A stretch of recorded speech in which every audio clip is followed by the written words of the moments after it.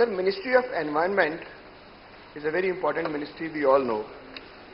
But with my state of West Bengal, I think we've been getting stepmotherly treatment from all the governments. पुरानी government थी तो उसमें अजीब अजीब नाम के टैक्स थे इस मिनिस्ट्री में सर.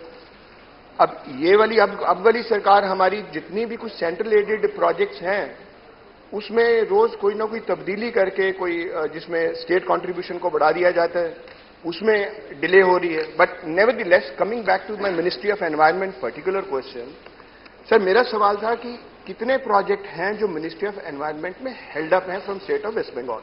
ठीक, तो जो रिप्लाई मुझे मिला उसमें सर बहुत सारा तो प्रोसीजर दिया गया कि किस प्रोसीजर से होता है. जो अनेक्सर्स हैं उसमें अगर आप अनेक्सर पढ़ेंगे तो आपको दिखेगा कि कोई प्रोजेक्ट शायद डिले है ही नहीं.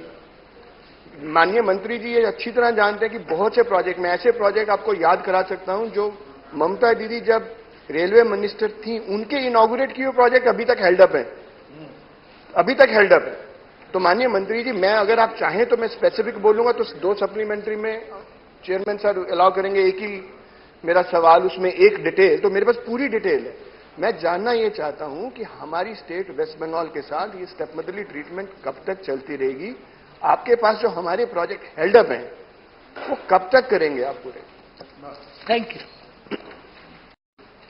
सर. आपके माध्यम से मैं माननीय मंत्री से चाहूंगा कि वो राइटिंग में मुझे दे दें कि कौन से प्रोजेक्ट इनके पास हैं जो 190 दिन के पुराने हैं. नहीं तो मैं भी डिटेल प्रोवाइड करा दूंगा. आप लिखिए उनको, आपको जवाब मिल जाएगा. मैं आपको एक पर्टिकुलर किस्सा बताता हूं. ये जो पुरुलिया रांची की No, it's not your question. मैं भी यही कह रहा हूं.